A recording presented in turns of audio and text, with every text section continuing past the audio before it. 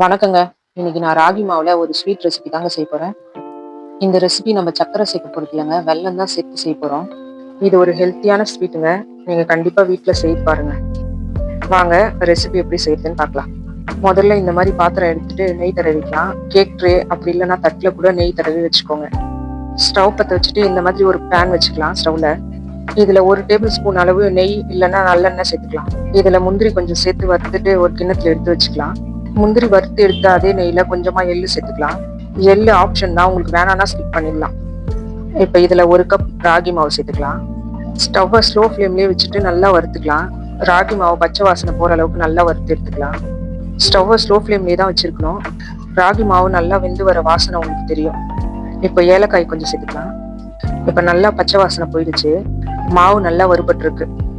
இப்ப ஸ்டவ்ல ஒரு பாத்திரம் வச்சுட்டு 1 கப் ராகி மாவுக்கு 1 கப் வெல்லம் சேர்த்துக்கலாம். 1/4 கப் அளவு தண்ணி ஊற்றிக்கலாம். இப்போ வெல்லம் நல்லா கரையிட்டோம். பாகுலாம் வரணும்னு இல்லை, வெல்லம் சும்மா கரைஞ்சா போதும். வெல்லம் நல்லா கரைஞ்சிருச்சு. ஸ்டவ் சிம்லியே இருக்கட்டும். நம்ம வறுத்து வச்சிருக்கிற ராகி மாவு பேனை அப்படியே ஸ்டவ்ல வச்சுட்டு இந்த வெல்லத்தை சூடா அதுல வடிகட்டிக்கலாம். வெல்லத்துல எப்பயுமே மண் தூசி எல்லாம் இருக்கும். நம்ம இந்த மாதிரி வடிகட்டுறதுனால அதெல்லாம் ஃபில்டர் ஆயிடும். இப்போ மெதுவா மாவு கட்டிப்படாம நல்லா கலந்து விட்டுக்கலாம். ராகில நிறைய கால்சியம் இருக்குங்க. வாரத்துக்கு ஒரு தடவையாச்சும் நம்ம ராகி எடுத்துக்கிறது ரொம்ப நல்லது.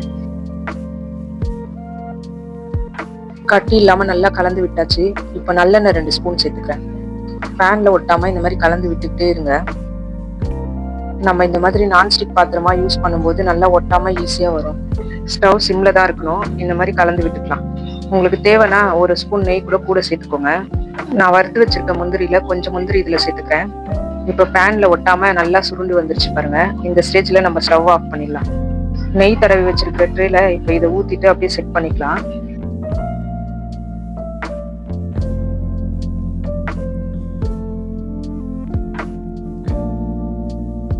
இப்ப இதை நல்லா செட் பண்ணியாச்சு. இதை அப்படியே விட்டுடலாம், ஆறட்டும். இப்ப இது நல்லா ஆறிடுச்சு. இந்த மாதிரி ஒரு பிளேட் எடுத்து அப்படியே கவுத்து விட்டுக்கலாம். பாருங்க எவ்வளவு நல்லா வந்திருக்கு.